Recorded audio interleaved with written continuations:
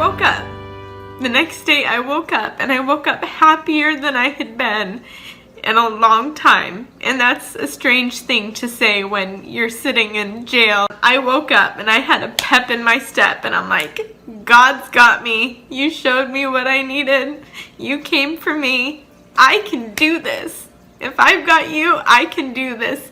You came through for me. You came through for me, this sinner.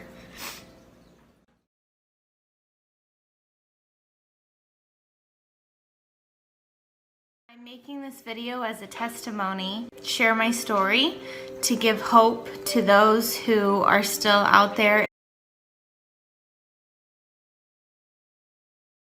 It was 2 days before the court date, and I remember I had roommates who were using pills and heroin. I was alone that day, and I was laying on this old blow-up mattress, bits and pieces of my life in boxes surrounding me. And I laid down on that bed,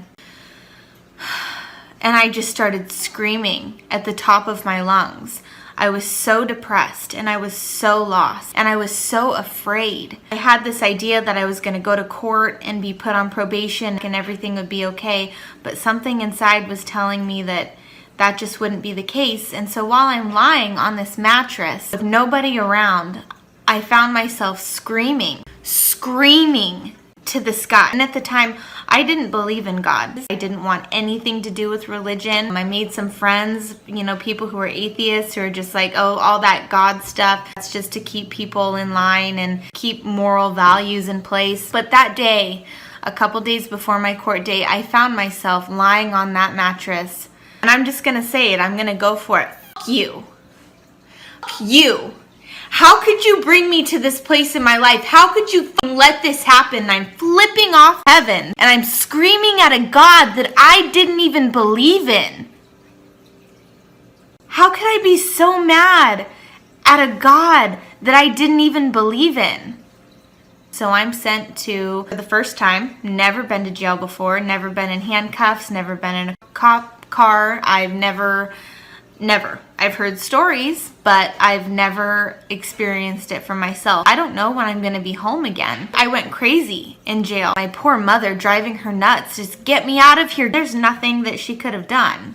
There's nothing anybody could have done. I was stuck there, but I was just in my own insanity. I was doing things, anything that I could do to get out of the cell. They had rec time, people coming who would read the Bible to us, and even though I kind of was repelled from the Bible, I needed to get out of that cell. And so I went, and I met this woman. Her name was Diane. She gave me a booklet, Matthew, Mark, Luke, and John. And she said, any of you women would like to give your life over to the Lord today, just repeat this prayer after me and say it with all your heart, all your mind, all your spirit. Give it your all. And basically, I promise you, you won't regret it. Lord, forgive us for our sins. A lot of you probably have heard that prayer, but I hadn't at the time. And so I did, and all of a sudden I just started sobbing. And I mean like that ugly, crying, snot dripping, sobbing, like, if this is real and you are really there and you are really looking out for me, then I want all that you have for me. That day I cried out to God. After that, I went back to K-Pod, which is just a room full of women and our really thin mattresses, and I had my book.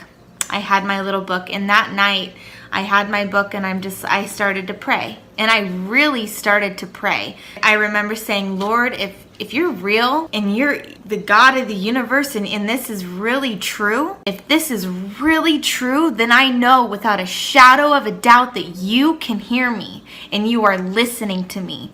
So I need you to show me who you are, and I need you to show me what to do, because I am miserable and I don't know where my life is headed. I just kind of dove into that book. I prayed every day, and I prayed with my whole heart, believing and waiting. I was waiting. I don't know what I was waiting for. That night that I had prayed that, I'm just like, I need you to show me. I gotta know. I gotta know what you're about. I gotta know if this is real.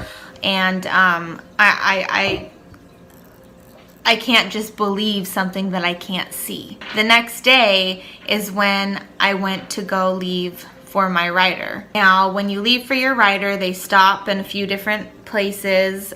You pick more people up, you stop, you stay in a holding cell, you use the restroom. You're shackled in a bus. It's not a cushy bus. You're sitting on metal seats. It was over an 8-hour drive. You're shackled. You're in an orange jumpsuit. We went to work. That was great because we got TV. I got real coffee. They don't have coffee in jail, you guys. I had coffee. I had real food. Wow. I started reading again because in my youth I stopped reading, I stopped painting, I stopped writing. I'm a very artistic person and I stopped all of it. Started to get back into these things. We're driving and I'm watching the signs, right? I'm in my I'm shackled up. I don't know any of these people. I've got these guys in prison who are hollering and trying to get me to turn around and look at them, and I'm just like, I don't belong here. I don't belong here. I have a very sweet spirit. I always have. I've made mistakes, but I just felt like I did not belong there. And so I'm watching the signs, waiting. When are we going to get to the place where I was going to start my rider? My rider would start and there would be a light at the end of my tunnel, right? A light at the end of the tunnel and I can start living life again. They make a stop and I think, oh, they're just dropping people off, picking people up, whatever they're doing. I'm just going to sit here and wait patiently because I'm about to go start my rider, right? Go start this rider and the rider's about 3 months. I'm ready for this. They were calling names to get off the bus, and all of a sudden they called my name to get off of the bus to go in county jail. So it's huge. I was paralyzed, and this was just such a moment for me. I'm thinking, I see the light at the end of my tunnel, and all of a sudden that light was dimmed, and it was dimmed quickly. Down the steep prison bus steps, ankles bound in hard, cold metal cuffs. A clink from the chain connected to the cuffs dropped down with each step, reminding her of her most recent failures. As she took the last plunging stride from the steps to the concrete, she balanced herself. She trudged along with the rest of the inmates, following each other in a single file fashion, gathering in a long line against a gray stone wall next to 5 correction officers. What am I doing here? They were separated by 3s and placed into 5x5 holding cells, each cell containing 1 dirty metal toilet and a moist roll of toilet paper. I don't think I'm in the right place. I'm supposed to be starting the rider program. I do not belong here. There's been a mistake. Hope stirring in the pit of my stomach that she can figure out this mistake. He said, I'll see what I can find, and slammed the doors. I don't know how many of you have been to prison, but those doors are loud. You can hear people scream. It's awful. So we wait around in that holding cell for, I don't know, probably about 3 hours. They get us in, they get our fingerprints, they take our pictures. This is where this picture was taken. It's the only one I could get my hands on, but there's several out there, and ironically enough, like, that's the best looking one. This is the best looking one. So I'm waiting around. She comes back and she says, you're on a state hold. And I said, okay, well, what does that mean? What is a state hold? And she says, they're not ready for you to start the rider, so you're stuck here for a while. And I said, well, how long is a while? She said, listen, you could be stuck here for 2 weeks. You could be stuck here for 6 months. I really don't know. Just deal with it. I spiraled. Deepest, darkest depression that I have ever known. I'm thinking, my mom doesn't know that I'm here. I had no money to call anybody. They led me and 3 other women into another holding cell before we could go into the big pod where all the other women were waiting for whatever they were waiting for. And I get in there. I had to pee. I look into the bathroom area, which is open. Everyone can see everything. There's no privacy in jail. There's no privacy in prison. The first thing I notice is pink fuzz surrounding the toilet. Oh my God. Okay, I can hold it. Maybe I won't have to be in this room for so long. I didn't know these women. They were coming off of drugs right then and there. They're just off their rocker like I was in the beginning. I laid down. I made my bed. They give you sheets. As I'm making my bed, I found nails. I found dirty acrylic nails in my bed. They always stuck me on the top bunk, which you literally have to climb up. So I get up in my bed, I clean up all of the nasty acrylic nails from some girl that I don't even know. I'm laying there, I'm sobbing because I don't know why I'm there. I notice on the wall, I'm laying there, I'm having peace, I'm praying to this Jesus that I'm just getting to know, and I open my eyes, all this just crazy poetry written all over the walls. The room was filthy, disgusting. If I wanted to use the restroom, I had to walk around a puddle that surrounded the entire bathroom because anytime someone wanted to wash their hands or take a drink of water, it was broken. So the water spout spilled over the edge and made a huge puddle on the floor. Oh, and I also would like to say, when I took my first shower, and one of the girls I didn't know, she threw my shoes in there with me. And I said, "Hey, what are you doing?" She said, "What, you want to get MRSA?" Oh my God. Okay. So I humbly slip my shoes on, I shower, I cry some more. Don't go to jail. Just don't do drugs. Don't go to jail. You don't want to go there. So anyway, so a girl there lent me some of her money so that I could make a phone call so I could let my mother know where I was at. She's like, "Oh my gosh, I was worried. I was worried because you're on a bus." It was November. I think it had started snowing. It was pretty icy. She was worried. She hadn't heard from me, and now she knew where I was. So once I'm done in that disgusting little pod, I go into another. This one is full of over 100 women. I didn't know anybody. Small fish in a sea of sharks.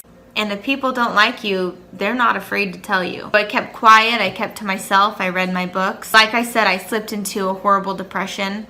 I started to give up on this Jesus guy. He wasn't helping me. He wasn't filling me with peace that I needed. Not at all. Just when I thought I reached out to God and I was let down, I'm put in this horrible place and I don't know how long I'm gonna be there.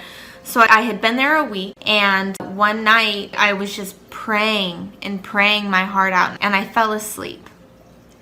And I fell into a deep sleep, enough to dream. I was actually dreaming of being in prison. I've got all my dirty clothes, and I'm ready to put my dirty clothes in the hamper, grab clean sheets, grab clean scrubs, when all of a sudden, I feel a hand, a hard hand on my shoulder, and I feel it, someone's grabbing me. And so I thought, who is this? Who wants my attention? What? And I look up. And that's when I saw the face of Jesus for the first time. And I looked around. I didn't know I was dreaming, but I looked around at all these other women holding their laundry and talking about small-minded things and just whatever, and I looked around in awe, like, can you see this? Do you see this? Jesus is here. Jesus is here. Do any of you could, like, I couldn't even speak, and his hand just stayed right on my shoulder, and I looked back up at him. I didn't feel shame. I felt love. And in that moment, when I saw that no one else was paying attention, and he looked at me and he smiled, I knew he was there for me. He was there for me. When they say he leaves the 99 to go after the one, he left the 99 and he went after me.